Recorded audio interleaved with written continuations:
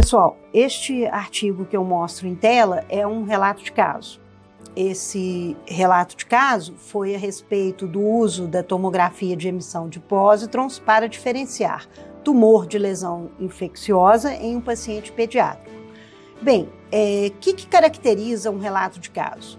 Então, o que caracteriza o relato de caso, quer dizer, por que esse caso mereceu ser relatado?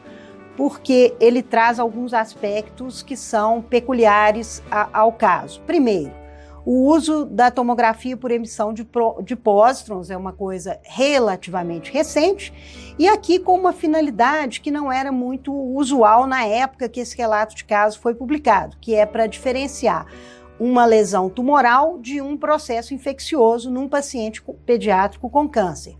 Por que isso é importante? Porque se fosse uma recidiva do tumor, o tratamento seria um. Se fosse apenas um processo infeccioso, o tratamento seria outro. Então, se você tiver uma ferramenta pouco invasiva que permita você diferenciar uma lesão tumoral de um processo infeccioso, isso pode ser de grande importância. Então, por isso, a singularidade deste relato de caso. Então, as partes, do relato de caso, como a gente pode ver, primeiro é feita uma introdução sobre o assunto, explicando um pouco o que seria a técnica da tomografia de emissão de pósitrons, quais as finalidades que ela tem e como que ela poderia ser aplicada para essa finalidade, quer dizer, diferenciar alguma coisa infecciosa de uma coisa neoplásica, Porque a ideia da tomografia por emissão de pósitron é detectar metástases recidivas de tumores. Então, nesse caso, a gente estaria usando para uma outra finalidade, que é diferenciar infecção de tumor.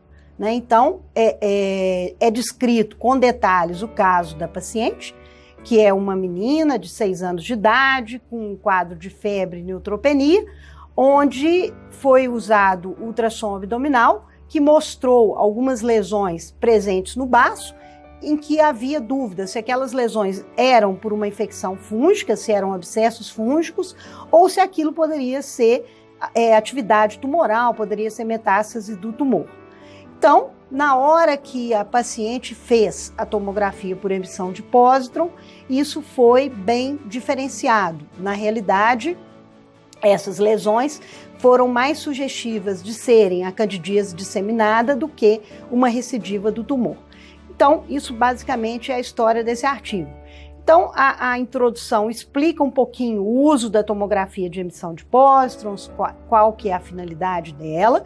Depois vai comentar um pouco na dificuldade que existe em distinguir lesões infecciosas e tumorais em pacientes com câncer.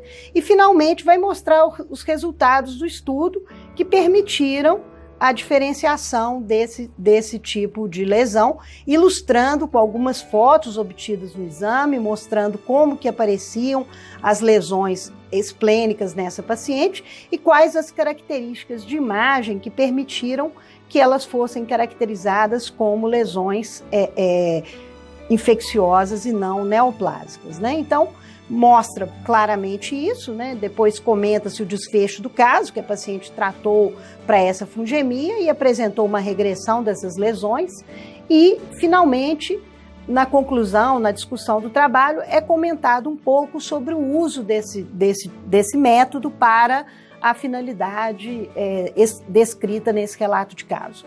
Então, por que isso apareceu como um relato de caso? Em primeiro lugar, porque era um uso não usual de um método diagnóstico para uma finalidade para o qual ele não era inicialmente desenvolvido.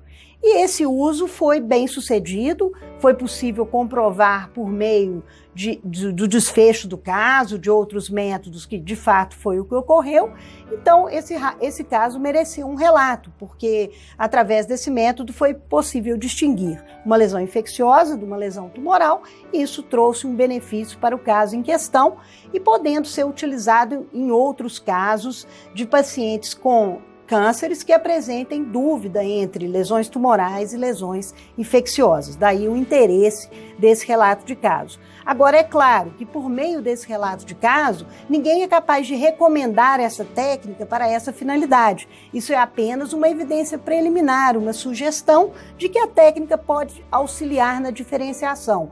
Mas estudos clínicos mais robustos, com um número maior de pacientes, seriam necessários para que isso passasse a ser uma recomendação. Então, é um estudo com um grau de evidência baixo, mas com uma relevância para a literatura médica.